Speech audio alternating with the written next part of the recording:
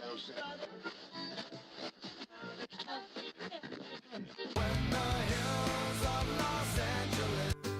Angeles, and most Hollywood nights. She goes to California, oh, California. What you say about Los Angeles? LA got the people saying.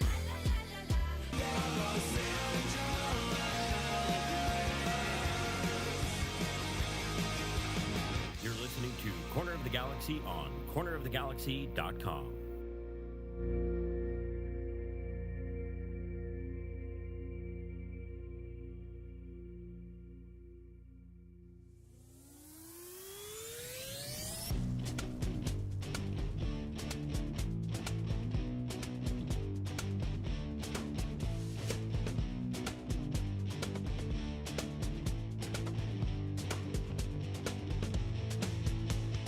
It's time for another episode of Corner of the Galaxy from the Box, the show that gets you behind the scenes of the LA Galaxy and into the minds of soccer reporters and MLS experts.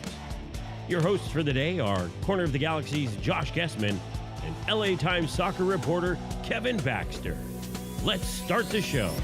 Hello, everybody, and welcome to Corner of the Galaxy from the Box on cornerofthegalaxy.com. I'm your host, Josh Guesman, coming to you on Monday, June 16th, the LA Galaxy 3-3 draw with St. Louis City on Saturday. It felt like Saturday morning. However, all was well and good. Galaxy had a chance to win that game. They did not win that game. We're going to certainly talk about that. We'll talk about Gabriel Pec coming back. We'll talk about Marco Reus sort of putting his stamp on the game. Nascimento and how good he was. And then we have to go on the other side of that and look at guys like Maya Yoshida, Zanka, and the LA Galaxy defense that allowed the Galaxy to walk away with just a single point instead of 3 points. Maybe they earned it, maybe they didn't, we don't know. In order to help us do all that, and appearing via phone because the computer, for whatever reason on my side, did not want to allow him in, it is Mr. Kevin the Panda Baxter. Kev, how you doing, buddy? I think your computer has some sort of a quality control button.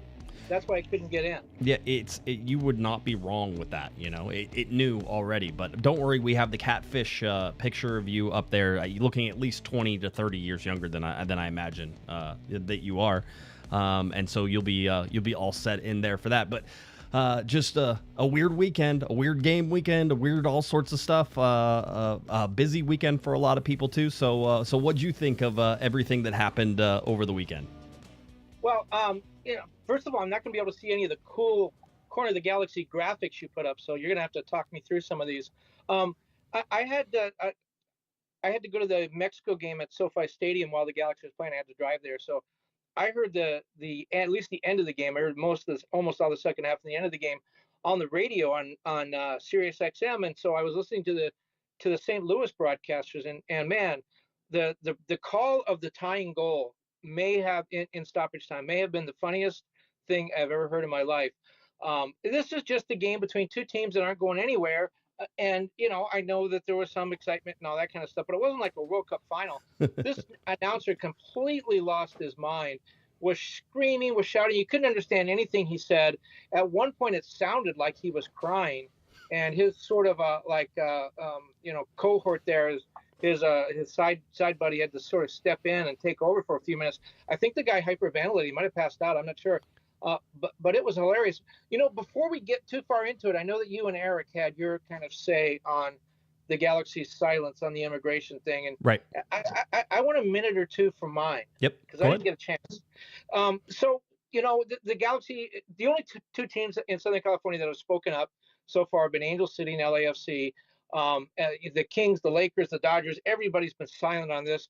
And, I just really think they're misreading the room. And I look at for me, it's personal. Okay. I'm the grandson of immigrants, as probably everybody listening to this podcast, probably all the grandchildren of immigrants. I'm the grandchildren of immigrants. I grew up in La Puente around a lot of immigrants, many of them undocumented. Nobody really cared at that point. I have family members that were undocumented for a while. My son is half Nicaraguan. My daughter is half Japanese. My wife's Puerto Rican. Even my dog, he's a West Highland Terrier. Even he, at some point, back in his family lineage, came from the UK. So everybody in this house came from somewhere else. And that's probably not unusual for Southern California. Again, I bet a lot of people listening to this podcast have, similar life experiences. So I'm not a Galaxy supporter. I'm a journalist. I do this podcast with you and we talk about the Galaxy, but I'm not a Galaxy supporter. I know everybody listening to this is, but why the Galaxy silence is relevant. I told you the personal history, why I take this personally, but this is not about politics, and people who try to frame it as a political argument, politics is about raising taxes or invading Iraq or something. This is not about that. This is about a militarized city. This is about attacking our family and our friends. We're talking about ICE rounding up school children, and I don't know any third graders that are members of a notorious Venezuelan gang. It's about rounding up school children. We've seen them going into hospitals. It's about terrorizing the city, and it's not happening at the border like it did last time with kids in cages. It's happening right here in our neighborhoods, and I think people need to and want to have their pain and fear acknowledged, and by being silent, the Galaxy and the Dodgers and the Kings and all those other people are not acknowledging that. I had a long talk with the president of Angel City today, Julie Ehrman, who their team had put out a statement and then gave out T-shirts that said Immigrant City Football Club this weekend. It was a really good display. I told her, for all the stuff you guys did, I think for most people in the community, just to have somebody say, hey, we know you're hurting. We understand. We're there for you. Soccer is different. Soccer is different than baseball or hockey or anything else. The team, we found out during the Chris Klein protest that the supporters believe, and they're right, the team belongs to them. And so the team's silent, reflects on them. And I just think it's a really bad look. And the last thing I'll say about that is, again, why the Galaxy's silence is relevant and why we're even talking about it. MLS is a league that is 50% foreign born. So, you want to call them immigrants, you want to call them foreign workers, whatever. They weren't born here. The Galaxy, when they won the MLS Cup last season, their 9 leading scorers all were born somewhere else. And you can do that with the Dodgers. 3 of their 4 top hitters, their 2 top pitchers, all born somewhere else. The Kings, their 6 leading scorers, all born somewhere else. What's to stop the way things are going? What's to stop ICE from stopping Gabriel Pec and taking him off to jail until he can prove that he belongs here and that he's not an undocumented immigrant? I mean, it's the Galaxy are just misreading the room. I don't think anybody wants them to step out and say we're not going to vote for Trump next time or whatever people are expecting. I think fans just want to hear their pain acknowledged. They want to be proud of the team they're supporting. They want to think the team they're supporting is on the right path. And again, I did talk to a couple of Galaxy executives last week. One of them indicated that inside the building, the idea to be silent was not a popular one, that many people in the building, I'm not talking about players, I'm talking about the staff now, many people really wanted the Galaxy to make a statement. There's a fear among some people on the player development side that this may impinge recruiting in the future. A player from Mexico or Central America may not want to come play for the Galaxy if he doesn't feel like the Galaxy is going to be behind him in times like this. And I talked to another executive who, has talked about being in support of this policy and why the Galaxy won't say anything.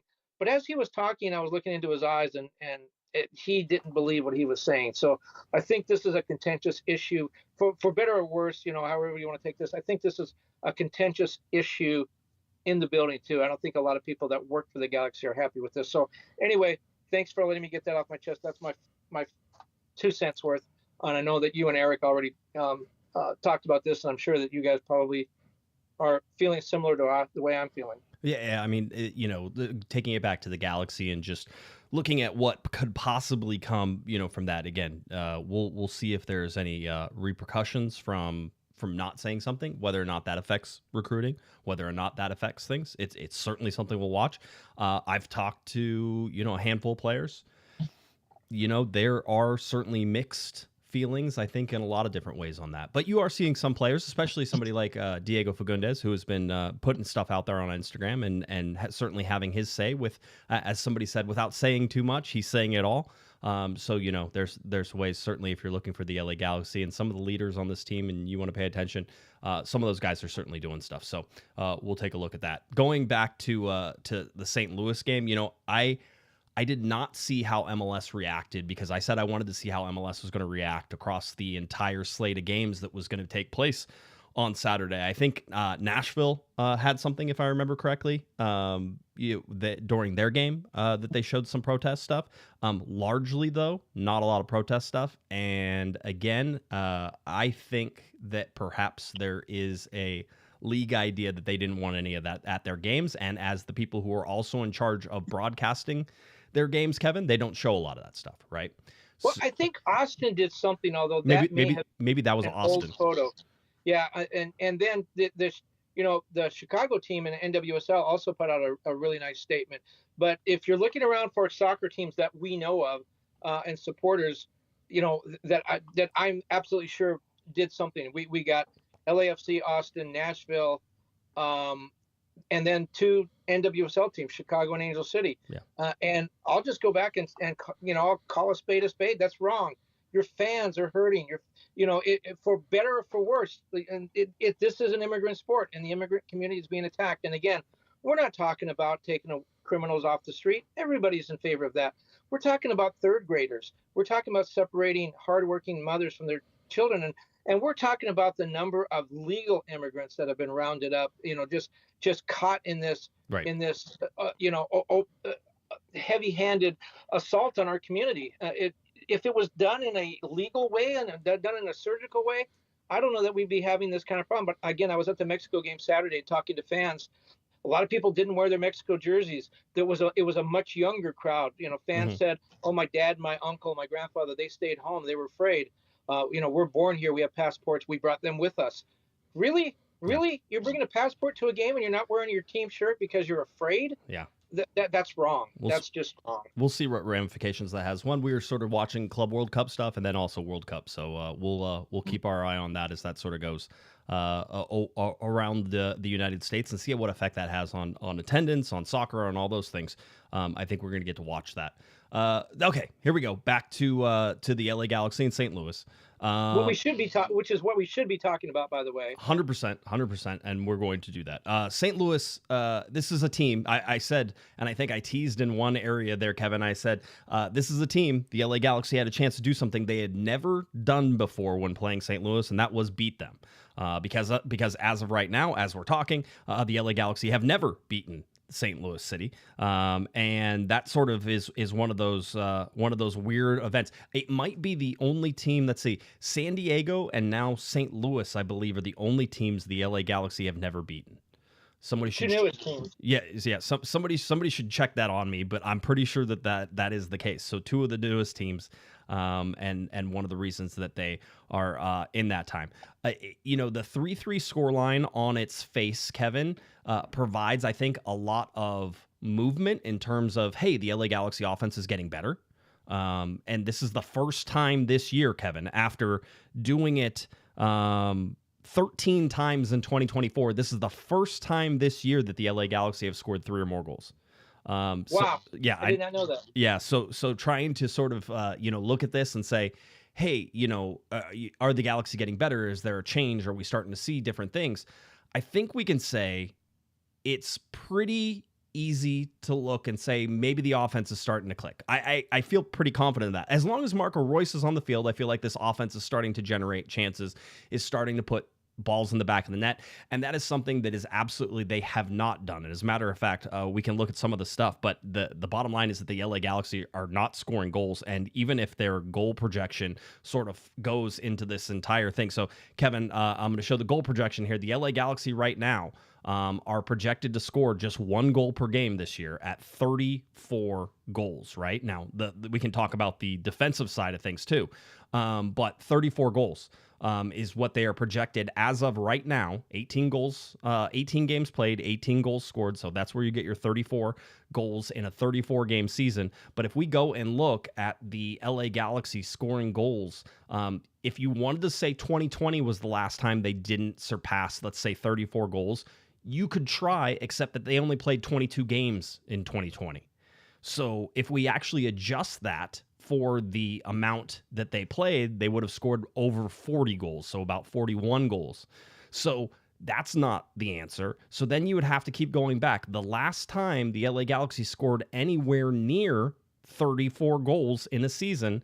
In 2003, they scored 35 goals. In 2006, they scored 37 goals. In 2007, they scored 38 goals. In 2009, which is the year they actually went to the MLS Cup, largely on the heels of their defense, where they only allowed 31 goals, they scored just 36 goals in 2009. All right, so this is one of those things where you can look at, this is a historically, as we're looking at it, poor offense for the LA Galaxy more than halfway through the season, through 18 games. So that's something to sort of take a look at. The fact that they scored, Kevin, for me, 3 goals in this game shows a significant step forward because, as we said, they have not done that all this year. Well, yeah, I mean, you're right. We'll get to the defense in a minute, which you talk about historically bad offense. It's even more historically bad on the defensive side. But Gabriel Pec with a brace, starting to wake up a little bit. Marco Reus, again, playing very well. There were a lot of good, Joseph Paintsil had a real, I don't even know how to describe it, a very poor play. Other than that, I thought he was okay. I mean, I thought that the front line was beginning to look a little bit dangerous. And right. As you said, they scored 3 goals. My recollection is they came back from deficits twice. Yes. To take the lead in stoppage time. Yep. Or just before stoppage time. So about 87th minute is whenever they scored, whenever Gabriel Pec scored that 3rd goal to give the Galaxy a 3-2 lead. So you were, 3 minutes plus stoppage, which ended up being 10 minutes. So 13 minutes from a final whistle, the LA Galaxy could have taken their first road win of 2025 as well. And not only just first road win, the LA Galaxy and Montreal are the 2 teams that have not won a game on the road yet. Now, the Galaxy only have 1 win all season. It was at home, so that's not saying much. But the fact is that every other team in Major League Soccer has a road win except for Montreal and the LA Galaxy. Another little fun stat. And here's another thing we were kidding about before we started, but you've made the point a couple times. They played 18 games. The Galaxy are not even in double digits in points yet. They have 8 points. Yep.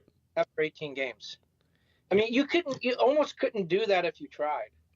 It's funny because they did try, apparently, and they're just at 8 points. I mean, it is significant there. The other thing that, and as we focus in on the game a little bit, is that here's a team that had a chance to go up early. One on Gabriel Pec getting inside and open inside the box.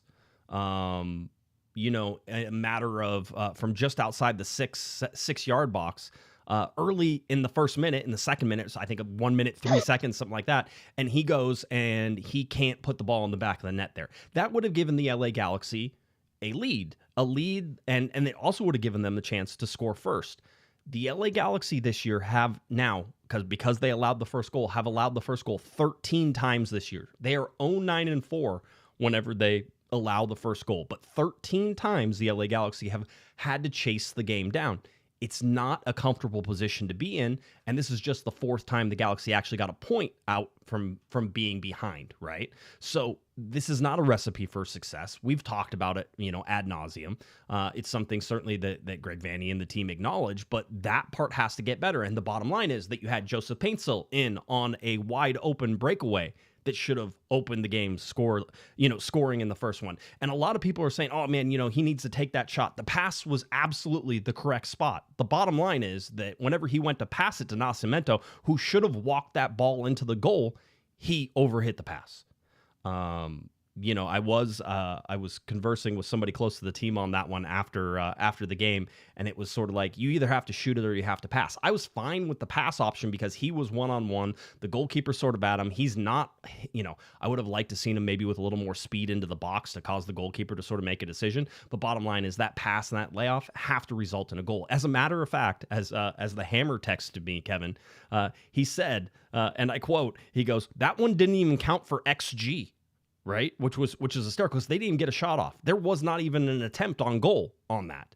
And how you can sort of put that, into this game and not get something out of it, because they should have got something out of that and taken the lead. It would have changed a lot of things, because what happens not too long in the future there, is that Klaus, the first of his 3 goals, sneaks in behind Zanka, in between Yoshida, with Yamane coming over slowly and Yamane not coming out to defend very well. And it's poor, lazy defense. And, Mitrovic had already made, I think, 2 good saves on the night before Klaus finally put one in. And that was probably the most mediocre of the goals he scored, because the other two, I'm pretty convinced, Kevin, that you weren't stopping either one of those, despite the fact that they were, tight angles and everything that was going on. Those were some wonder goals. So I can tip the hat whenever he does some of those things. But I can look at the defense and say, how did you let him get in some of those positions? And certainly on the first goal, you ask how you sort of allow them to dance through the box. And on the third goal, how do you allow a set piece that, as Greg Vanny pointed out, and as Marco Reus pointed out, the Galaxy had 30-something seconds to figure out how to defend that set piece. And somehow nobody decides to get in front of the guy who's already scored 2 goals. And for me, a lot of this hangs on Maya Yoshida, who, at this point we have to sort of call out. He has not played well this season. I don't know if it's his partnership or anything else, but there's a lot of things that need to be happening there. Well, a couple of things on that. First of all, St. Louis had made some substitutions late in the game. That on that last set piece, Klaus was the only guy on the field who was dangerous offensively, who you really had to worry about with the 10 field players that St. Louis had, I thought. And so that's the guy that you can't let get free. On the Paintsil goal, if that pass goes well, Nascimento scores the goal, we're not even talking about it. In fact, we're probably talking about what a great play it was. But when you go back and look at that, to me, it's kind of a microcosm of this season. Last year, Paintsil takes the shot. Whether he scores or not, I don't know. But last season, he's confident. The offense is rolling. Everybody's playing well. He takes that shot and hopes it goes in. If it doesn't, he knows that the rebound's going to pop out to Ricky Puig or to Pec or Joveljic or somebody. My point is, he's confident. He takes that shot last year. This year, you could almost see him coming into the box and thinking, and again, I'm not going to say whether the pass was the right play or not. I think he should have taken the shot too. But you could see him coming into the box saying, I don't want to miss this shot. I don't want to be the guy that gets blamed for another loss or another draw. I want to make sure we score. I'm going to give the ball to somebody else. And if they miss, then it's their fault. I'm not saying he was thinking all that in real time, but I'm just saying that the confidence just doesn't seem to be there with these guys like it was last year. And as far as Yoshida, I agree. And I kind of feel like you could almost see some of this coming. I know I've said this a million times and you're getting tired of hearing it. I'm getting tired of saying it, but last year's team, you had a bunch of guys, Yoshida, one of them, playing the best season of their career. And this year, a lot of these guys have gone, reverted back to what's on the back of their baseball cards. This is the kind of career that they've had. I thought Yoshida was a great player last year. I still think he's a good player, but things are just not falling into place for him the way they did last year, whether it's his partnership, whether it's the way they play, whether it's he's gotten a year older, I don't know. But last year, everything went well for guys like Yoshida. Everything went perfect. That's why he led MLS in minutes played. That's why he won an MLS Cup. This year, not so much. And I just kind of think we're seeing a lot of these players, this is what they are. This is what they were, except for last year. I certainly think in this game, not having Cerrillo in there affected the LA Galaxy. But you're talking about number 15 team in the West versus number 14 team in the West. This was, by the way, like MLS was trying to hype this game up, which was like, this is a must-watch game. It's like, why? There's 2 bottom dwellers. These are, plecos on the bottom of the fish tank, just sucking on gravel. And so for me, no, it wasn't. It wasn't a must watch. Now, that being said, it was an exciting game, but it was an exciting game for, I'll say this, I think there were some exciting goals. Actually, Lasso's Optimism has a $5 super chat in there and says, evening gents, yes, man marking trouble for sure, but those 2 Klaus goals were golazos. Love the fight though. So, I will, again, let's tip the cap. Let's give it to Klaus, because I thought the 2 goals that he scored short angle, on the right-hand side were, near unstoppable. I don't know what Mitrovic could have done on either of those. I would hope that the Galaxy would push him into further bad spots. That would be my hope that the Galaxy can sort of accomplish. But you're not seeing that. And, how does Yoshida as a defender or Zanka as a defender not get a body on some of these guys? Where is the physicality? And I would say that physicality was lacking last year, but it's even more so this year. And, I think we're also seeing father time, right? Time is undefeated, as we often say in sports, Kevin, and perhaps it's a year too long for Zanka. Perhaps it's a year too long for Yoshida. I'm not saying that he can't contribute. The other side of that to me now is I'm at the point where I think Amiro Garces needs to start again, just because you need the physical, you need not the physicality, but you need the speed, the recovery speed that Garces brings. Mistakes and all, And I was certainly okay with him sitting for a little bit so that way he could figure out and understand what he was trying to do and the mistakes that he made and being locked in for 90 minutes. I understand that. But at this point, trying to, if the offense is going to score goals, Kevin, which let's make an assumption that actually absolutely cannot be proven out right now. But let's make an assumption. If the offense is going to score goals, as Gabriel Pec is back, which I thought was funny. Greg Vanny said Gabe told him he was back, and then Gabe gets 2 goals, although he should have had 3. If Gabriel Pec is back, if Joseph Paintsel is going to score goals, if Marco Reus can stay healthy and continue to provide the assists, because Marco Reus should have had 3 assists on the night and probably been the player of the match day when all is said and done. Gabriel Pec had a chance to be player of the match day if he puts in the 3 goals that he had a chance at doing. He put in 2 of them, which is good, but he needed the 3rd one. The Galaxy need these goals because the defense isn't going to stick, isn't going to bathe themselves in glory all the time. But if the Galaxy are going to score goals, then to me, I need somebody like Amiro Garces in that center back position to sort of try to clean up some of the mistakes are coming. Because, and by the way, he's going to cause mistakes too. This is going to be like Ricky Puig last year, Kevin, where you were sort of like, he's going to give up the ball, but he's also going to create some amazing chances for you. So you just live with the amazing chances and you live with whenever he gives up the ball. But for me, Amiro Garces probably needs to come back in there because I watched Zanka look like a traffic cone on the first goal, and I watched Maya Yoshida get pushed around, and I think that you need to figure out a way for Garces to get back in there, whether that's paired with Zanka or Yoshida. You need to do something. But there's not a ton of depth there, especially on a week that Jalen Neal makes the team of the match day for Montreal, by the way. Yeah. I remember that guy. You know, one of the things about this game is we've said this a number of times on this podcast, and there probably at one point was some truth to that this team is not this bad. This team is much better than the results it's getting. I'm not so sure that's true anymore. And yes, the offense is waking up, and some guys are starting to click, and there's some chemistry developing with Royce and some others. But the defense is really dragging them down. Again, this was the 14th best team in the league that they played. And they could only get a draw. Yes, it was on the road. But if we really believe the Galaxy is a better team, they got to win this game. They got to beat St. Louis, the 14th best team in the conference, even if it is on the road. There were some good moments, but at the end, they didn't get it done. At the end, they have 18 points, 8 points after 18 games. And so I'm kind of changing my opinion on that. Maybe this is the team. Maybe this team isn't that good. Maybe this is maybe they're actually playing up to their capabilities. And last time we spoke, which was before that little break they had, I was saying, I see a route to the playoffs. I think they might be able to squeak in. They need to win 5 games and have who was it that we were talking about is in 9th place. They need to Colorado. I think they need to win 5 games and have them lose 5 games just to get past that team. And doesn't talk about the other teams that are still ahead of them. So, yeah, the math is. I think Sasha Kleshin's hair and mustache are safe for now. By the way, Logan in the chat room reminds me that you were almost offended for Maya Yoshida that he didn't get a raise in the offseason, right? And I was telling you that there was 0 chance he was ever getting a raise because of his age. And it's just not smart money. Not only were the Galaxy up against the cap hit, which also restricted the amount of money that they gave Yoshida, but if he would have gotten a raise this year, imagine the outcry that would have come because of that. This is always the gamble, Kevin, of the guys on the edge of their career. And I think Maya Yoshida has a good run in him down the rest of this season. I would never count him out. He's too smart. He understands what he needs to do.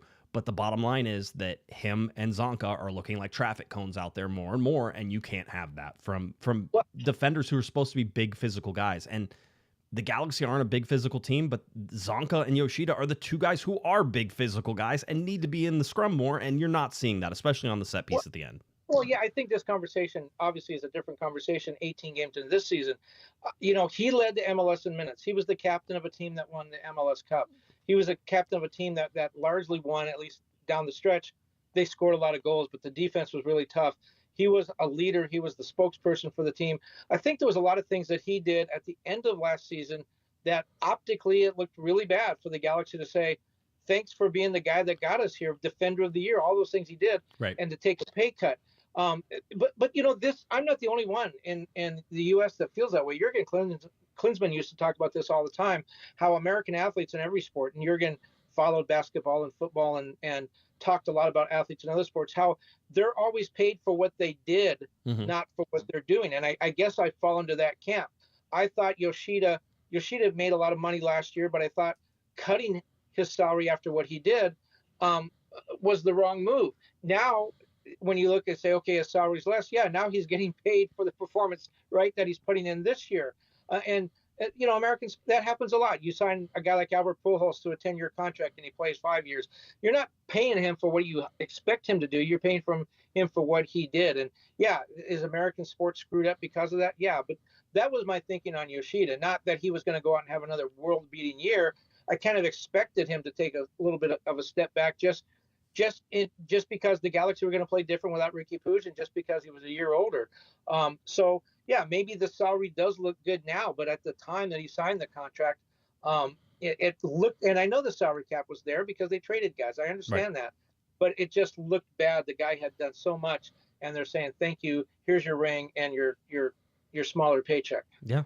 I mean, that's how it goes. I mean, in this game as well, Yoshida is responsible for the second goal because his pass to Sanabria, which I think was overcooked and not handled well by Sanabria. Again, we can play blame pie on this, right? I can say it's 70% Yoshida overcooking a pass and 30% Sanabria should have been able to control that.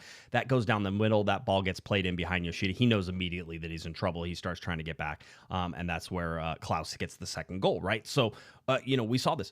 Maya didn't have a good game. He absolutely didn't have a good game. We can go to the FOTMob stuff on all this, and you can see 5.7 on the LA Galaxy. The only person who had a worse game was Sanabria, and as far as the eye test, I actually thought Sanabria should have probably been rewarded a little bit more. He was the one who fed Pec in early. Pec should have scored that goal. Sanabria should have had an assist. You can look at the LA Galaxy's performance, a 6.7 to a 6.6 versus St. Louis City. In probably most ways, St. Louis didn't deserve to lose that game, and certainly whenever you saw the slip at the end that Gabriel Pec was able to take advantage of, it's probably unfair a little bit to St. Louis to say that that's the way they should have lost that game. But having said that, look at the LA Galaxy and how many slips they've had and all the stuff. You thought maybe the universe was trying to even itself out, but don't worry, not to be undone. The LA Galaxy, allowed that one to go in as well. Another guy I think we have to point out again, and we have been, but this is something that, it bears repeating all the time. Marco Reus probably should have had 3 assists. He was outstanding in this game. He found all the right spots. The Galaxy were good at getting him the ball. And remember, without Cerrillo, Parente was in there. Fagundes out in this game as well. So you have Parente in the center with Sanabria, and then maybe that sort of unnerved Sanabria a little bit, playing with Parente a little bit more. But you had Cerrillo was out, so you had those guys in the center with Reus, Parente, and Sanabria. And I thought the Galaxy created so many good chances, and the flick pass that Nascimento, and talk about a kid who's suddenly, it's crazy, Kevin. We're going to go and show some stats. Just remember, he has like 3 games started, Nascimento. And so whenever we look at any of his stats, the fact that he's even up near any of this stuff should sort of tell you that he should keep going, right? But Nascimento comes in, was big part of the Galaxy's, I think first goal, where he passed a wall pass off of Reus. Reus with the dummy, Nascimento into the path of Reus. Reus cuts it back. Nascimento sort of cuts in, but slips, sort of shielding the ball, and Pec comes in behind him to bury it. But Marco Reus was outstanding in this game. Again, if the Galaxy win this game, if he gets the assist on the Joseph Paintsil goal at the beginning, you're talking about Marco Reus winning the player of the match day. As it is, he is listed as a player on the team of the match day, but he did not win the outright award there. And with 2 assists, he was very, very good, but he gets put on the team of the match day there, as well as Klaus, by the way, who ended up winning the player of the match day. And then you had on the bench also was Gabriel Pec. And again, Gabriel Pec probably should have been on the actual team of the match day if he buries the first shot that he saw in the beginning of this. I'm fine and happy with 2 goals, and I think Gabriel Pec is going to be so much better because of the confidence that he's now building, that he now has 2 goals in the back and that they were well-worked goals, and you sort of like that. The second one having to go around the keeper and Berkey. I mean, so many times, Kevin, we've talked about Roman Berkey coming in and just being that guy who's just going to disrupt everything you try to do, and the Galaxy put 3 goals on him and didn't win a game. It's it's frustrating, and certainly looking at Marco Reus with how good he played, understanding that I think he played around 66, 67 minutes, if I remember correctly, and I can probably look it up just to make sure. But you look at what, 67 minutes is what time the sub was. But you look at what he was able to accomplish in that time, and Marco Reus is the clear MVP for the LA Galaxy right now this year. And he needs to remain out there, and I think that's sort of why they kept him at the 67 minutes or something like that. Well, here's a few more numbers that will maybe go a little ways in explaining why the Galaxy are where they're at. Do you know, so they've allowed 39 goals. We talked about how bad the defense has been. Allowed 39 goals. The goal differential is minus 21. Break that down a little further. The Galaxy have been outscored in the final 15 minutes in stoppage time, so after 75 minutes. They've been outscored 13-4. The 13 goals are the most allowed. The goal differential of minus 9 in the final 15 minutes of stoppage time, also the worst in MLS. But then, so what does that mean? They gave up the tying goal in stoppage time. I think it was 90+5 on Saturday. Mm-hmm. They gave up the San Jose goal. They lost 1-0 goal in the 74th minute. San Diego in the loss, they gave up the goal to Chucky Lozano 5 minutes into stoppage time. In Philly, they lost. They gave up a goal 6 minutes into stoppage time. Portland, they lost. They gave up a goal in the 76th minute. Austin in the 81st minute. Orlando, they had a 2-0 lead in the 75th minute, gave up 2 goals in the last 15 minutes, lost that game. Minnesota, they lost. They gave up a goal in the 87th minute. Vancouver in the 87th minute. The first San Diego game, 3 minutes into stoppage time. I mean, that is, they've gone into these games, the last 15 minutes, in the Orlando case, winning a lot of the games at least even, and they've been outscored 13-4 after the 75th minute. That says a lot about why the team is where it is, but why that's happened. Is it the age? I mean, if you're looking at Zanka and you're looking at Yoshida, guys in their mid to late 30s, right? Is that part of it, or are the substitutions not the kind of substitutions that should be made to see out a game? There's something there that's happening in the last 15 minutes, and it's been happening all season. I still think some of this is midfield, right? And I just feel like the Galaxy don't have the midfield pieces to sort of hold on to the ball in a possession-based style to sort of kill off some of these games. But the other part is that that St. Louis is going to be pushing everybody forward. Marco Reus talked about them just not understanding that St. Louis flooded the zone with 8 players, and the Galaxy sort of stayed back there with 5. They didn't win the numbers matchup. They weren't clear on what they needed to do, and for some reason, 30 seconds of preparation, and Greg Vanney mentioned it, and Marco Reus mentioned it, 2 guys we got to talk to. They said that has to get better, and Marco goes, I was on the bench and I'm watching it happen, and that's sort of it's an interesting sort of press conference. Marco Reus said something which I agree with, and I love that people can't understand. So you just don't. At this point, the Galaxy are so bad, Kevin, and they've sort of disappointed so much. I can understand people not wanting to sort of give them the benefit of the doubt or meet them halfway whenever it comes to things they're saying. But Marco Reus says, we're not a bad team, but if we make mistakes, we're going to get punished for them. And people said, well, that's the definition of not being a good team or not being good enough. Like, they have the talent. This team has the talent. Again, the talent gap between St. Louis and the LA Galaxy, we said it on Thursday. It was, Klaus and Becker are Betcher are the 2 really good players on that, and those were the 2 guys that caused the most problems, and that was about it. Look at the LA Galaxy. You had Marco Reus, you had Joseph Paintsel, you had Nascimento, who I think is starting to come around as the LA Galaxy's 9, and you have Gabriel Pec, Joseph Paintsel, Marco Reus. Those 3. Then you're starting to get into a 4-man attacking zone again. I think Sanabria has been really good this game, sort of notwithstanding, and again not playing with his normal partner in Cerrillo. So it's just the talent. The talent is there. These guys can win games. I almost feel like this was, if they win this game, Kevin, they can sort of move forward and really take some momentum from that. As it is, I'm not sure that you get the draw. One of the scenarios is win all your home games and draw all your away games, and you will figure out a way to make the playoffs, Kevin. So I guess they're still alive in that if you wanted to sort of take it. but this was a game that you thought the LA Galaxy could take. This was a game that you thought, that it was achievable, it was attainable, doing that. And so the Galaxy at 112-5 still for just those 8 points. 3 points against Colorado coming up a week from Wednesday would do a lot to sort of pushing that. But going to Colorado was always a difficult place to play. And then they're going to go off to San Jose immediately after that game. So there is not a lot of real grace here for the LA Galaxy right now. And I'm not sure that the momentum that they can gain from this is anything to sort of sneeze at yet.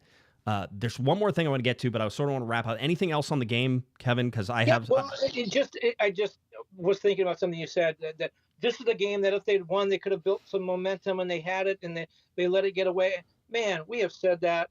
I don't know, maybe 1,000 times this season. It feels like we say that after every game. I know. And I'm just beginning to.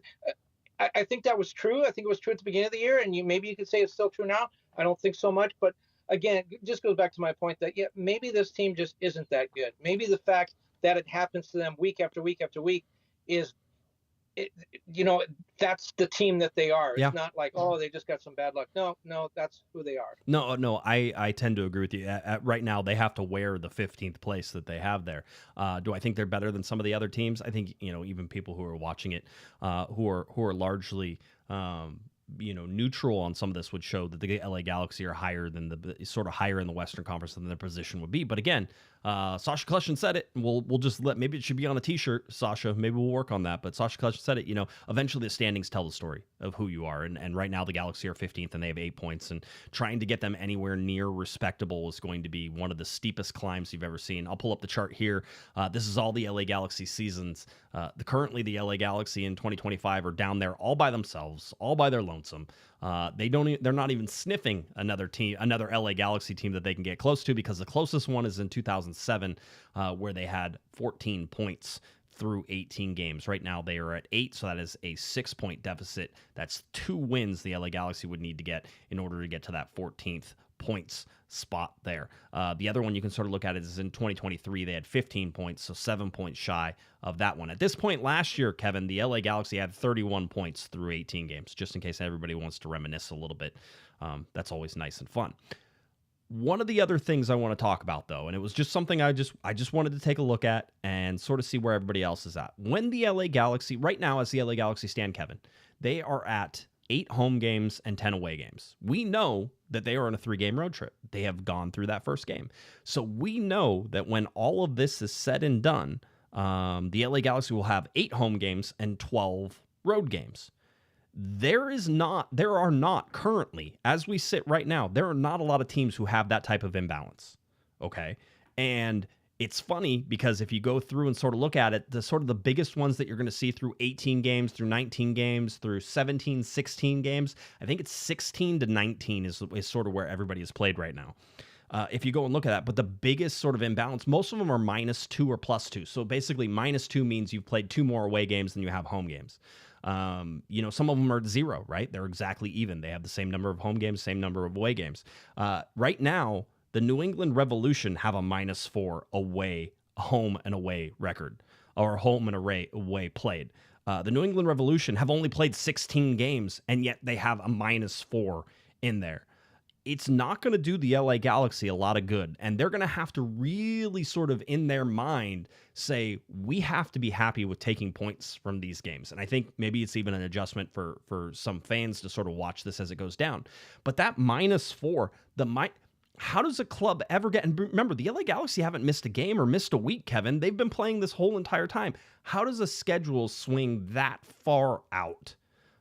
We know it all evens up at the end, but if you go through the standings, sort of look at the +2s or I think +2, I think +3, there was one team that was +3, you're going to find that those teams are higher up the standings, right? And then whenever you get into the -2s, -3s, -4s, they're lower in the standings because they haven't played the home games, and we know in Major League Soccer, there's a lot of that. So the Galaxy will be at -4 in the deficit whenever they finally play San Jose. So that means eventually they will make that up, right? But as of right now, even if they just got point, right? Even if they get 3 points from these 3 games, which on the road is usually an okay result, and you're okay with that, and especially if you're the LA Galaxy with as bad as you played, quite honestly, if you take 3 points from 3 road games, you're probably okay with it.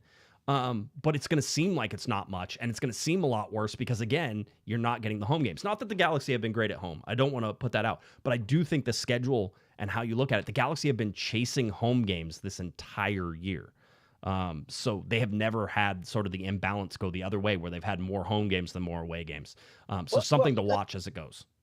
I mean, two things about that. First of all, I think the Galaxy, the team, maybe not the players, but, the Galaxy, the organization, probably happen to be on the road right now. Dignity Health Sports Park is being used tonight for a CONCACAF Gold Cup doubleheader. And, you have 6 of the Club World Cup games going to be played over the next 10 days at the Rose Bowl. There's a lot of soccer going on. Fans are having to make the determination of which game they're going to go to and pay for. So the Galaxy as an organization probably happen to be on the road right now. But the other part of that is when we saw the schedule at the beginning, based on how well the Galaxy played at home last year, remember, unbeaten at Dignity Health Sports Park, we looked at that and said, and I'm sure the Galaxy did too, like, this is great.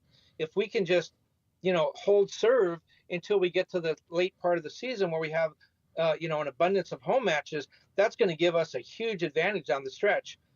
Turns out it's not going to matter at all one way or the other because they could win them all and still probably not get into the playoffs. But, at the beginning of the season, that looked like it was going to be an awesome thing that might determine whether or not they win the Supporters Shield. Now not so much. The wooden spoon is more in their sights right now. Let's see. Matheus Nascimento scored his first career goal for the LA Galaxy. Gabriel Pec now has 3 goals and 2 assists on the season. 2 of those goals came, of course, in the game against St. Louis. Marco Reus has 3 goals and 6 assists. So Marco Reus leads the team in a total of 9 goal contributions as it stands right now. So let's go to some of the team leaders because I made up these graphics, so might as well use them. The team leader in minutes, being you can't see it, Kevin, which is always nice. Yeah, it looks great. It looks awesome. Good job on that. I know. It was really good. Who do you think leads the team in minutes right now? And we're not counting goalkeepers. Well, I guess that wouldn't matter. It wouldn't matter, but yeah, it gets split anyway. So I would have if they would have been the goalkeeper. But trust me, they're not on there. Maya Yoshida.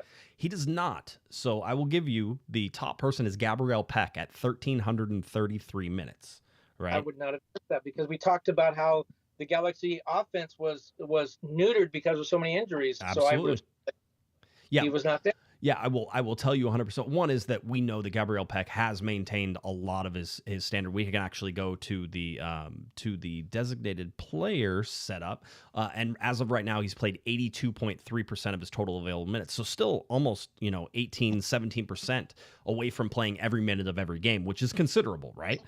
So certainly not Maya Yoshida or anything like that. Joseph Paintsel has played just 50% of his total minutes now at 808 minutes. So he's not going to be on the team leader list there right now. But it goes Gabriel Pec with 1,333 minutes. Diego Fagundes with 1,326 minutes. Edwin Cerrillo, if he wouldn't have been Mr. Yellow Card and leads the league in yellow cards for Major League Soccer, he has 8, and that's why he missed out on this game against St. Louis. He has 1,318 minutes. Then it's Maya Yoshida with 1,264 and Miki Imane at 1,210. So those are sort of your leaders there right now. Interesting to see that if I told you Diego Fagundes was one of the top leaders in minutes, you would also say, no, probably not, because, he didn't get a lot. He hasn't started all the games, and maybe he came in as a sub and he did some different things. Diego Fagundes right now missing this game because of a fracture in his right foot. It's a very small fracture, something that should be healed in a matter of weeks. It was Greg Vanney. I asked Greg after the game about it because the broadcast had mentioned that he had a fractured foot. And I was, sort of a little bit of surprise, but that's okay. That's how it normally goes. If you don't ask Greg Vanney, Kevin, specifically about a player, he's not going to tell you if they're injured. So it's one of those that you look at. But so Diego Fagundes out with his foot injury, and it was something that it happened during, I think, the San Jose game, if I remember correctly, and that which he kicked the bottom of somebody's foot, and he said, "Oh, I'm fine." He even played on it after that, and he was like, "Yeah, it just still hurts a little bit whenever I'm kicking and doing some stuff." And so then, it just seemed like it was a contusion and nothing major. And of course, because that's how the Galaxy work in 2025, is they go and they take an X-ray of it finally after he complained about it and sort of said, it's still just nagging me a little bit. Not like he couldn't play, and he probably Greg said that he wanted to play against St. Louis. Like he was like, "I'm fine, let me play," the whole deal. But it's just two little small fractures on there. And so they expect that after sort of this break, they were using the break, so not having to play against St. Louis to sort of rest him and get it going. So possibly against Colorado, maybe against San Jose, Diego Fagundes will be back. But Diego Fagundes is one of those leaders in team minutes right now, and he even missed a game last time. It sort of shows you that, yes, Gabriel Pec missed minutes too, and a lot of this team has missed minutes because we don't have sort of that, like, that guy who's played every minute, like you guessed, Maya Yoshida. Maya Yoshida played every. He was injured this year too. So yeah, it was one of those. So it bothers Diego when he kicks the ball. That's kind of an important part of soccer. It seems to be, but he was like, I'm ready to go, 100%. So the other chart that I have is a team leader in shots on target. Gabriel Pec basically has outshot everybody on target almost 3-1. So Gabriel Pec has 21 shots on target. He has 3 goals. Just in case you were playing the home game, just wanted to remember, we just told you he had 3 goals. But Gabriel Pec, 21 shots on target. Marco Reus, 8 shots on target. Marco Reus hasn't played that many minutes this year. He wasn't on the minutes list there, but he has 8 shots on target. So he's been one of those guys. Christian Ramirez, this is probably more early season than later season. Christian Ramirez with 6 on target. Joseph Paintsel was 6 on target. Joseph Painsel's been injured a lot, again, playing less than 50% of his total available minutes. Matheus Nascimento now has 6. I told you to watch him and sort of pay attention that whenever you see his name pop up on these stats, that means that this is a guy who hasn't played a ton of minutes, Kevin, and is sort of producing some numbers. Other players on this leaderboard in terms of shots on target are Tucker Lepley with 4 shots on target and Diego Fagundes with 3. I'm going to tell you a stat about Diego Fagundes at the very end, that's because somebody will say, well, he's played all these minutes, but he only has 3 shots on target. I believe at least 1 or 2 of those are goals. So whenever he does shoot, they usually go in. So that's one of those that you can sort of take a look at and see how the Galaxy's offense is developing and where the holes are. And then finally, team leaders and expected goals. Gabriel Pec at 4.82, Christian Ramirez at 3.81, Marco Reus at 2.41, Joseph Paintsel at 2.1, Maya Yoshida. Maya Yoshida needs to head the ball into the net. He's had plenty of chances. He's one of the team leaders in expected goals. All right. And all that comes from basically set pieces and his chances for headers and different things. He had one that was saved. I think one went off the crossbar as well. So 1.80. Diego Fagundes at 1.49. And then again, Matheus Nascimento, don't mind that I spelled his name wrong there, but 1.16 expected goals right now from where he stands. So those are sort of the stats that I at least wanted to highlight. I thought that was interesting, to sort of look at some of those. And Nascimento and Peck playing well, and the stats show that Gabriel Pec, maybe the goals aren't falling, but he's doing what he's supposed to do. He's putting the shots on target. The first brace of the season for him, they finally scored 3 goals. This is what I think the Galaxy and Will Kuntz thought they had when they brought Nascimento and Sanabria and teamed them with Peck and Paintsel. So it's good to see that that's kind of finally working out the way they drew it up. But the defense just can't hold the leads. And it's a little bit too late. When do they start looking to next season? I guess is the real next question. When do they absolutely put this season to bed and said, now it's time to start getting ready for 2026? I don't know that there's much that you change, even if you say that you're going to go just for 2026. I mean, you still have Marco Reus under contract for next year, so you're still going to want to play him up to a certain point. You're going to be cautious with his minutes, so I don't think that changes. Nascimento is a guy who's going to continue to get playing time. Greg Vanney is high on him. The LA Galaxy organization is high on him. He is going to get the bulk of the playing time. And by the way, he deserves the bulk of the playing time right now, Kevin. It's one of those, it's like, yeah, not only is it, is this a kid who is going to help you in 2026, and so you need to develop now, but he needs to help you now too. So that helps you. So that's one that stays there. Sanabria is going to be a guy who's going to be there in 2026, so you need him to play. Cerrillo's going to be a 26 guy, so you need him to play. It's not like the Galaxy have a bunch of defenders sitting in the back somewhere that they're like, well, now it's time to put. That's why I did suggest that Amiro Garces play more minutes again, because at this point, it's like, let him make the mistakes, let him learn. But that's important in 2025, so that way you're ready in 2026. I guess the big question everybody wants, Kevin, is whether or not Ricky Puig should even attempt to come back. I'll stand on principle with that and say, of course he does. But I don't know that there's a whole bunch of changes that you're going to make that are sort of like, oh well, let's do. Even Mitrovic right now, that's probably your 2026 guy, right? So to me, this makes there's not much you would change, even if you are suddenly going, we're just going to play in 2026. Maybe more Aude, maybe more Cuevas, some more of Parente in there because he's going to play anyway. So like you can do little things like that I think can sort of be a little bit. Well, I think you definitely play Ricky when he comes back. Maybe not as early as you would hope. Maybe not mid-August. Maybe it's like September, early October. But you want to see what you have going into next season. How is he with the injury? Is he babying the injury? Is he strong? Is he coming back? Is he the same guy he was before? Because you need to know that before you go into 2026. But I wonder right now, when we're talking about the defense, you got to stop the bleeding. You do want to think ahead to next year a little bit. You do want to play the guys that you think are going to be back. But is it time to start playing Eric Zavaleta in the middle now? No, because he's not a 2026 guy, so who cares? Right? Well, again, stopping the bleeding right now, trying to at least get a draw or win a game right now. Is he better than the two center backs they're playing every week? I'm a big believer in what Eric Zavaleta does for the LA Galaxy, which is sort of be a guy in the locker room who can help and can coach, who can sort of do those things. And in a backup and a pinch, Eric Zavaleta is great. But the only way Eric Zavaleta is going to stop your defense from bleeding is if he has like some gauze and bandages and he's on the stretcher crew. That's it. Just doesn't, again, big props. Really like Eric Zavaleta. He's not saving anybody. He's not saving the LA Galaxy this year. So to me, that's why it's like, oh, well, there's not even much really to do on the defensive side, outside of Aude. I'll lean on that. And somebody in the chat room said it as well. Joe in the chat room said, what about Aude? How come Aude isn't getting more time? I'm still, by the way, John Nelson had a great pass to Royce where Royce flicked it through the legs and Nascimento, buried it. So Nelson also deserves it's one of the tough ones.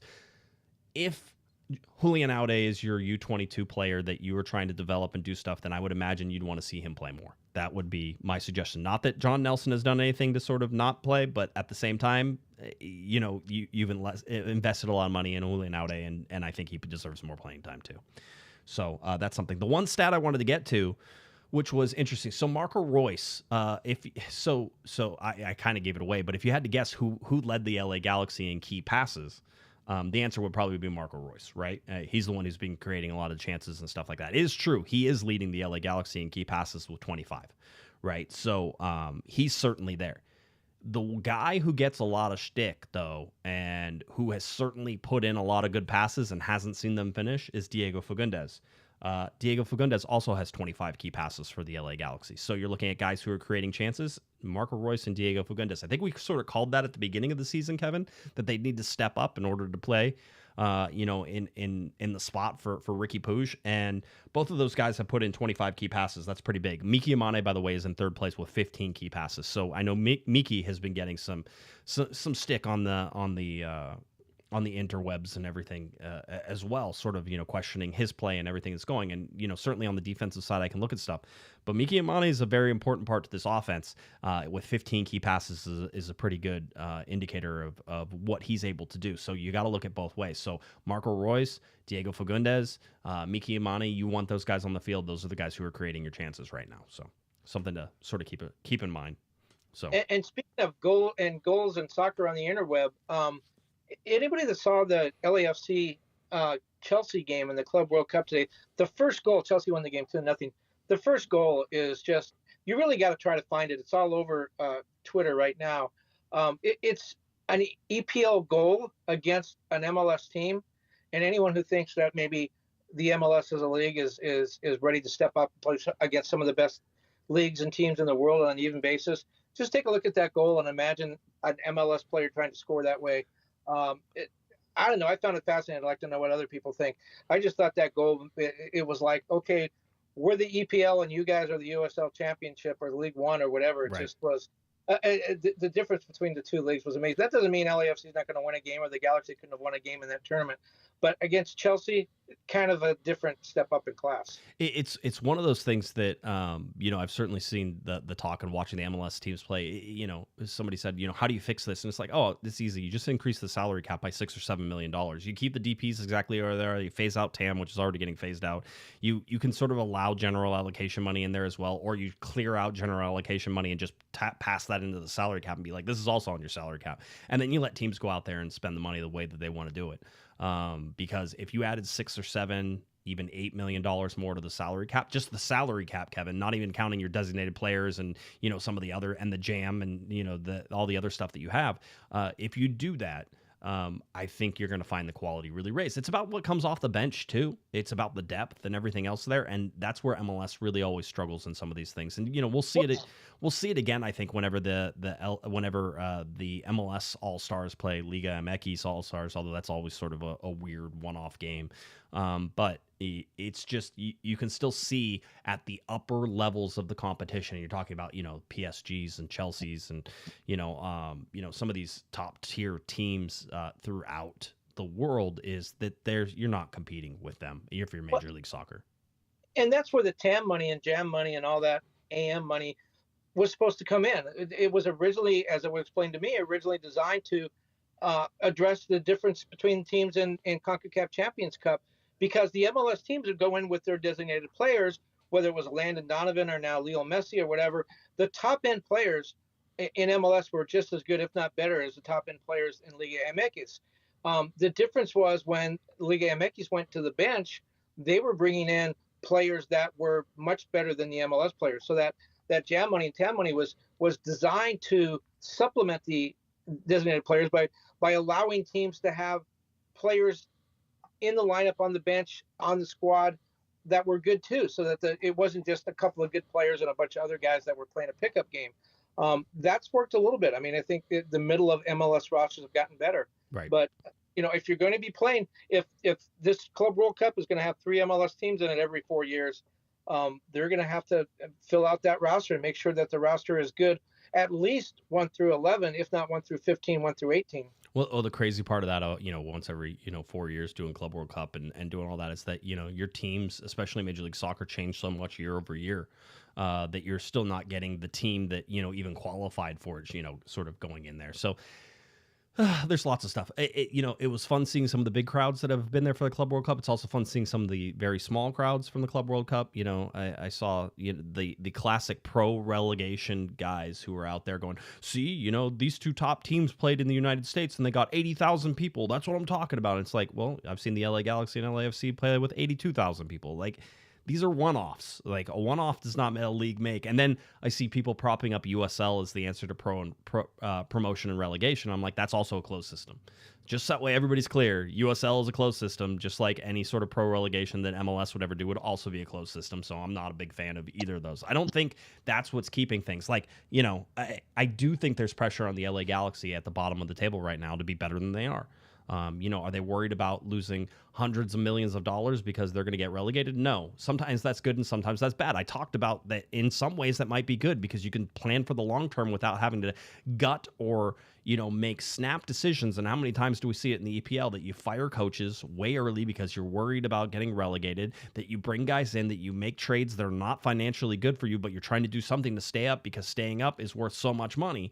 That you end up gutting the team even as it falls down into the next into the championship. And then the sort of the parachute payments that get paid to some of those relegation clubs as well is just so outlandish in money that you're not expecting. MLS isn't going to do that. That's not how that's going to work. So we don't have to worry about that. This is not a pro rel show. I'm not going to talk about it, but go ahead. No, it's not coming. The financial things you talked about, some of the financial parameters of it costs $500 million to buy an expansion team into MLS, and an expansion team, San Diego has proven that it's not always true, but expansion teams like Nashville and Austin, they generally struggle. You're going to pay $500 million on a bet that you won't get relegated, and then you're playing Oklahoma City or El Paso Locomotive in a high school stadium a year later. No, and those parachute payments are not there. Promotion and relegation is not coming to American soccer in our lifetime. And by the way, it doesn't mean that that MLS can't be a world power in football, right? It does not mean it. Absolutely, it's about the investment. And I've been one for careful spending for most of the league's tenure because I watched what the NASL did. We all know the history and the stories of overspending too quickly. We're now in the position, though, Kevin, I feel like you are penny pinching if you're MLS at this point, because the addition of $6 or $7 million to the roster for these, and yes, that's a lot of money, 100%. No, it's not my money. Get that too. But the addition of $6, $7, $8 million to the roster and just putting that as a salary cap raise would change this league. in a lot of different ways, and making sure that you had competent backups coming off. It means that you don't get rid of guys like it allows teams to hold on to players. So you don't get rid of guys like Mark Delgado. You don't get rid of guys like Gaston Brugman. You don't have to part ways and complete and destroy some of these teams as quickly as you do. And that would lead to better play, higher quality, deeper teams. All of these things could sort of funnel through. So that's me. Well, and you know what? MLS is at 30 teams now, and they want to go up. Maybe promotion relegation works within MLS. If, for example, you say, okay, we're going to get to 36 teams. We're going to have a 24-team first division and a 12-team second division, and the promotion relegation there.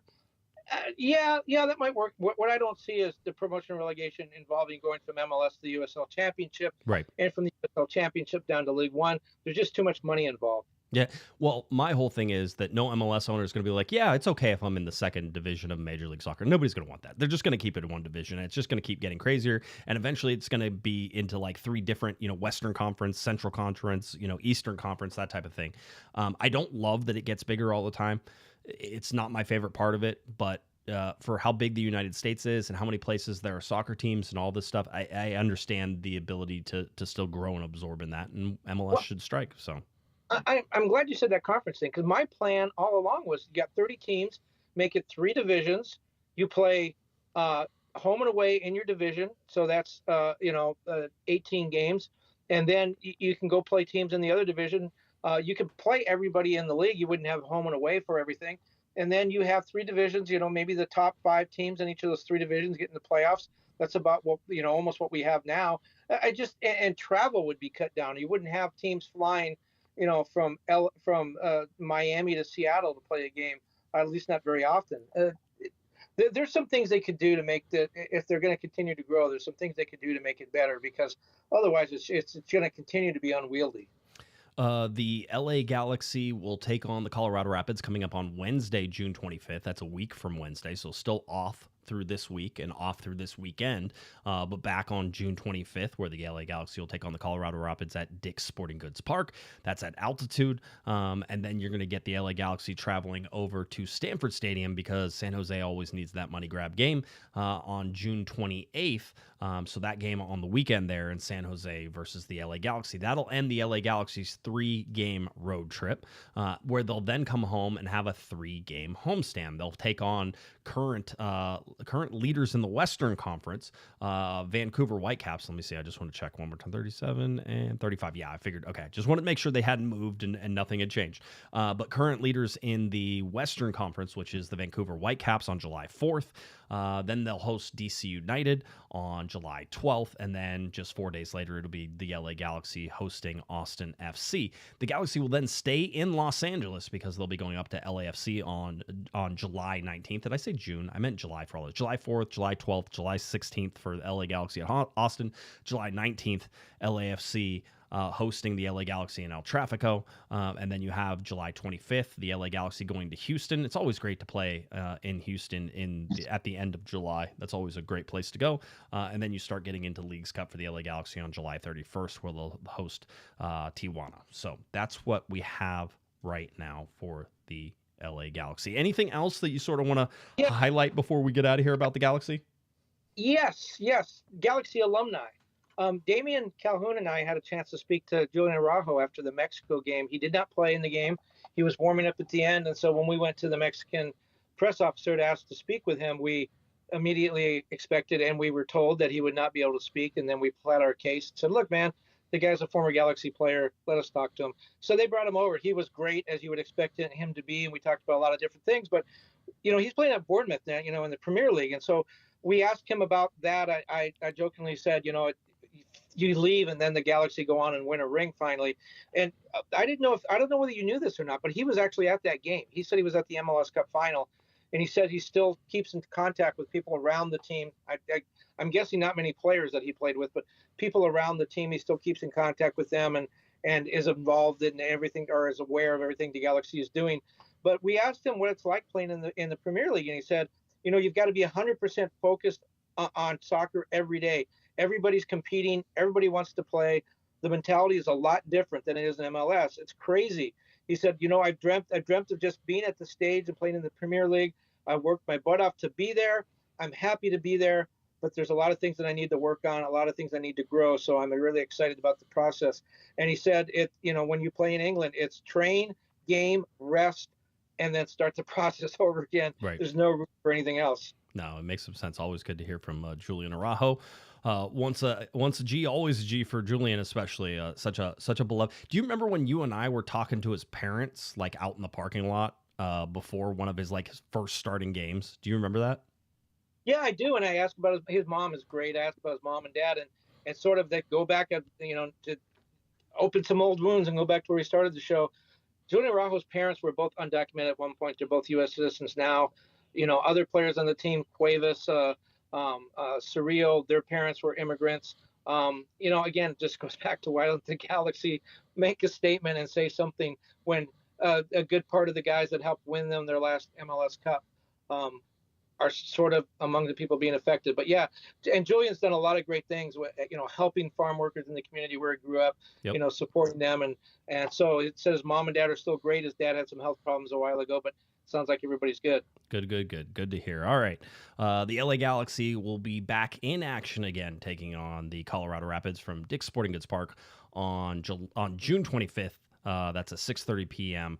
TV start time, and that one is on MLS Season Pass, so no fancy Fox, no big giant lead-in. We can sort of expect that game will start at 6:40 p.m. whenever the kickoff comes. But, of course, we'll have a show on Thursday, another show on Monday before we even get to that Colorado game, so that's what we'll be focused on right now. All right, I think that about does it for us. Kevin, you good to sign off here?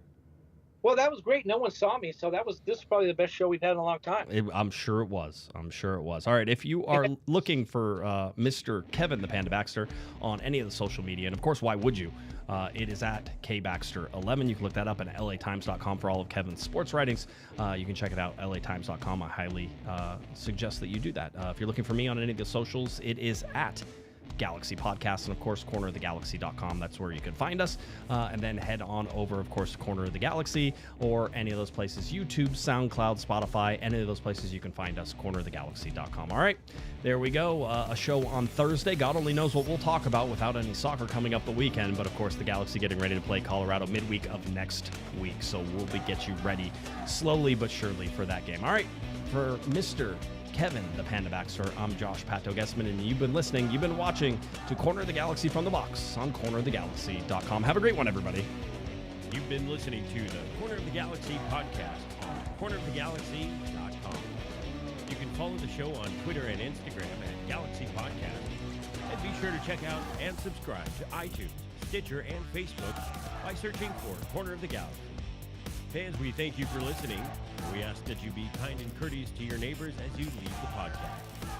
We thank you for joining us and look forward to seeing you again. Until then, I'm Michael Araujo, and on behalf of the entire Corner of the Galaxy crew, goodbye.